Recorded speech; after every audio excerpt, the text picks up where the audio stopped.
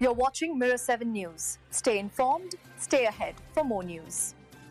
What a game of footy it was at NG Stadium. Greater Western Sydney had to dig deep, but in the end, they held their nerve to secure an 11-point win over St Kilda, locking in a home elimination final. The scoreline finished 15.14, that is 104, to 14.9, that is 93. And while the Giants celebrated, Saints fans were left wondering what might have been after such a spirited performance.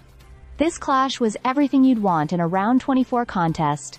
Seesawing momentum, plenty of goals, and some genuine heart-and-mouth moments. The lead changed hands multiple times in the second half, and it felt like either team could have snatched it. But when the game was on the line, Toby Green stepped up in the way only a captain can. He pulled down 2 spectacular marks, kicked 4 goals, and sparked the Giants just when they were slipping. It was one of those classic Greeny performances, where his presence seemed to lift the whole side.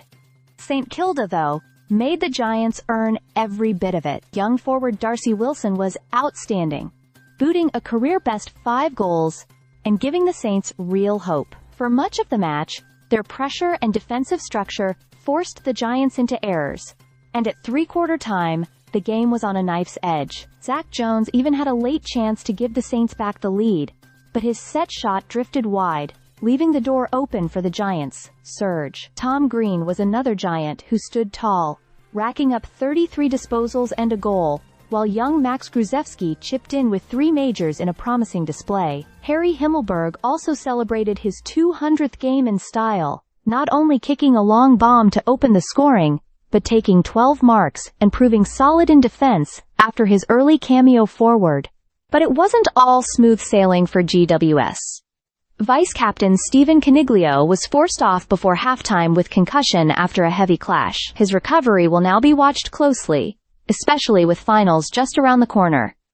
The pre-finals bye could prove a blessing for him. On the Saints side, Nasiah Wanganeen-Malera had plenty of the ball, 23 disposals and 7 clearances, but couldn't quite convert on the scoreboard, registering 3 behinds when goals might have changed the momentum. Still, his impact in general play showed why the Saints moved quickly to re-sign him earlier this week.